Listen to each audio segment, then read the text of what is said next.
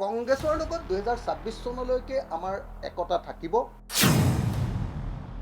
কংগ্ৰেছৰ লগত লগ লাগি আমি 2026 চনত অসমত চৰকাৰ গঠন। আপোনালোকে ভূপেন বৰা আৰু মোৰ মাজত কাজিয়া লগাবলৈ চেষ্টা কৰি থাকি একো লাভ নাই।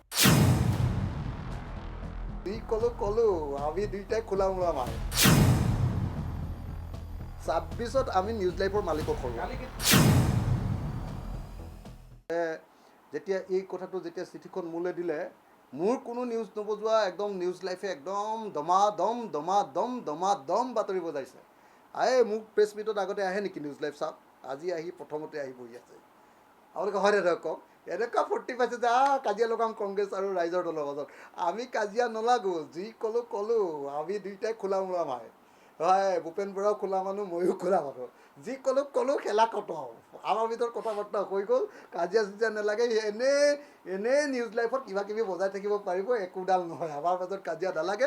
26ত আমি নিউজ লাইভৰ মালিকক সৰু। কালি কিন্তু আজমলে আপোনাৰ বিৰুদ্ধে বিস্ফোৰক অভিযোগ কৰিছে, আপুনি হিমন্ত বিশ্ব শৰ্মাৰ পৰা টকা লৈ কাম কৰি আছে।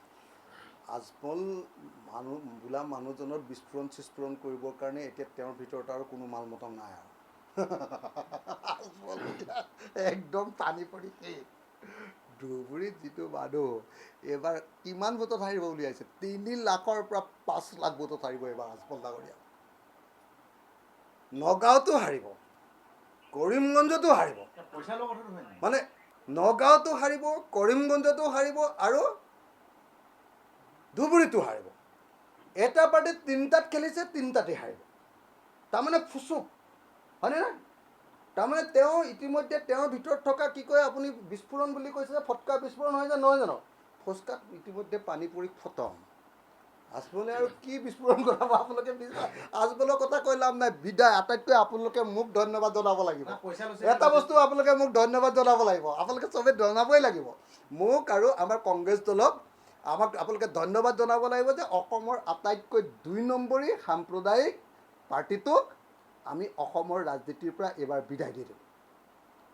যিটো হিন্দু সাম্প্ৰদায়িক দল, বিজেপিয়ে এই মুছলমান সাম্প্ৰদায়িক দলটোক বিদায় দিব লাগিছিলে, কিন্তু হিন্দু সাম্প্ৰদায়িক দল বিজেপিয়ে AIDF-টোক একদম ডাঙৰ কৰি দিছে, যাতে দুইটাই ইটোৱে সিটোৰ ভোটটো লৈ থাকিব পাৰে, ইটো সিটোৰ বিৰোধী ভোটটো লৈ থাকিব পাৰে। এইটো কৰি আছে। আমি যিবিলাকে সদায় এই সাম্প্ৰদায়িক দলটো, মোকতো বহুতে কৈছিলোঁ বোলে এই মুছলমানৰ পক্ষত। যদি মই ইমান মুছলমানৰ পক্ষত, তেতিয়াহ'লে মই বদৰুদ্দিন আজমলৰ মূৰত কিয় মাৰ দিলোঁ? এইবাৰটোতো একদম ফ্লেট কৰি দিলোঁ ন বদৰুদ্দিন আজমলক। একদম অৱস্থা বেয়া বদৰুদ্দিন আজমলৰ। আপোনালোকে সকলোৱে জানে 4 তাৰিখৰ পাছত দেখিব যে অসমৰ ৰাজনীতিত বদৰুদ্দিন আজমল বোলা বস্তুটো নাইকিয়া হৈ গ'ল। আপোনালোকে ভূপেন বৰা আৰু মোৰ মাজত কাজিয়া লগাবলৈ চেষ্টা কৰি থাকি একো লাভ নাই। মানে মই এটাই কথা ক'লোঁ, ইতিমধ্যে মই যিটো কথা কৈছিলোঁ, মই 5 নম্বৰ পেজত কৈছিলোঁ পেপাৰ এখনত, আৰু মোলৈ এখন চিঠি দিলে, সেইখনো হৈ গ'ল। আমি দুইটাই কথাও পাতিলোঁ। আমাৰ কিবা যদি অলপ কাৰোবাৰ ভিতৰত যদি সামান্যতম কিবা হৈছিলেও সেইটোও নাইকিয়া হৈ গ'ল। এতিয়া সেইটো কথা পাতি থাকি লাভ নাই। এতিয়া আপোনালোকে কথা পাতক যে বিৰোধী ঐক্য মঞ্চই বিজেপিক কোনদিনা কেনেকৈ হৰুৱাব। এইটো কথাৰ ওপৰত মোক প্ৰশ্ন সোধক, মই চব প্ৰশ্নৰ উত্তৰ দিম। নতুন বস্তু নিশ্চিন্ত হৈ আপোনালোকে থাকক যে কংগ্ৰেছৰ লগত 2026 চনলৈকে আমাৰ একতা থাকিব। আমি ঐক্যবদ্ধভাৱে থাকিম আৰু কংগ্ৰেছৰ লগত লগ লাগি আমি 2026 চনত অসমত চৰকাৰ গঠন কৰিম। যদি মাৰ্চ নহয় যে তেতিয়া কেনেকুৱা প্লেনিং আছে? মাৰ্চ নহ'লে আমি কৈছোঁ যে যদি ৰাজ্যৰ দল আৰু অসম জাতীয় পৰিষদ মাৰ্চ নহয়, তেতিয়াহ'লে আমি আঞ্চলিক শক্তিবিলাকৰ আকৌ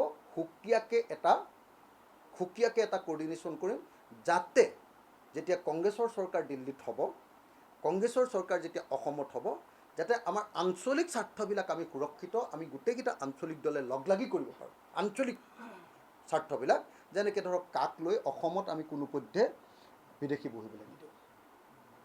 কাইলৈ দিল্লীত কংগ্ৰেছে চৰকাৰ গঠন কৰাৰ পাছত যদি কংগ্ৰেছে ঢিলাঢিলি কৰে,